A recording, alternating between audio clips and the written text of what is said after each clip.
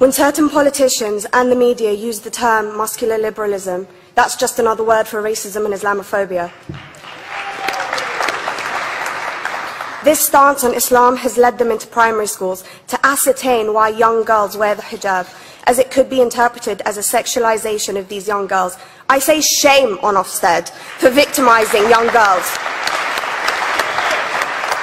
for choosing to wear religious articles of clothing.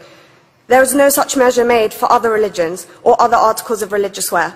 This stance has other ramifications. It signals to the British public and emboldens groups such as EDL, BNP and other fascist and racist groups that women are oppressed by Islam, are made insubordinate to the men that supposedly forced them to wear it, and that it is the job of the British state to liberate us. We reject this imperialistic saviour thinking.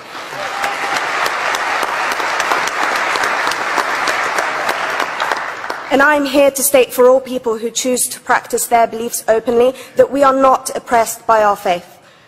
Islam is not one homogeneous block. There are Muslim women who do not wear the hijab, and that is their interpretation of their faith.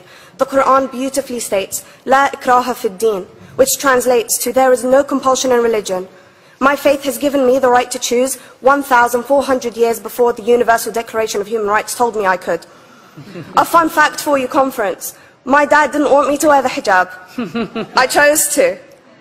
Those of faith, thank you. Those of faith should have the right to choose to wear their articles of faith. Sikhs wearing the turban, Jews wearing the kippah, or Christians wearing the crucifix. Practicing my right to freedom of expression through the hijab empowers me and other women like me to know that we are able to make decisions for ourselves.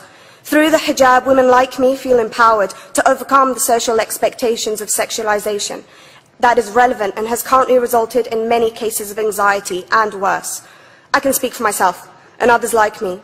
At school, I was able to focus more on the thoughts that were running through my mind than how good I looked to the world.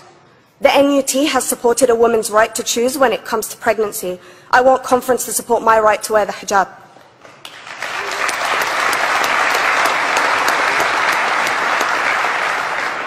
How I choose to practice my faith is clearly displayed for all to see. This makes me the target of hate crime.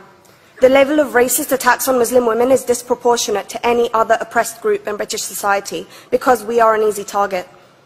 This decision by OFSTED has ramifications beyond the school gates and must be seen in the context of increased attacks on the Muslim community and perpetuates the outdated notion that Muslim women are victims.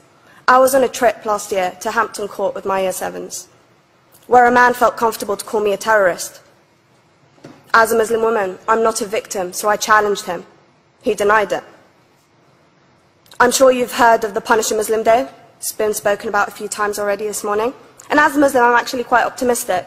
They're trying to limit it to one day. That's 364 less than normal.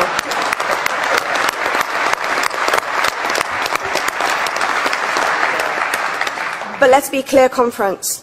Islamophobia and other forms of racism affects non-Muslims too. If we don't challenge this stance as a collective, we may turn into a society like France, where women are forced by the law to choose between their faith and their education, their faith and their right to work in the public sector, their faith and their right to enjoy a day out by the seaside with their families. I want to end by stating that I came to this country as an 8-year-old refugee. We are Palestinians, forced out of our land in 1948. We lived in third world conditions, similar to those in Calais for 60 years. Here, I received the support I needed to study law at university and become a secondary school citizenship and PSHE teacher and a school rep. An injury to one is an injury to all, and I want to thank the Union for its stance on all oppressed groups, in particular mine, Palestine. Thank you, conference. Thank you, Latifa.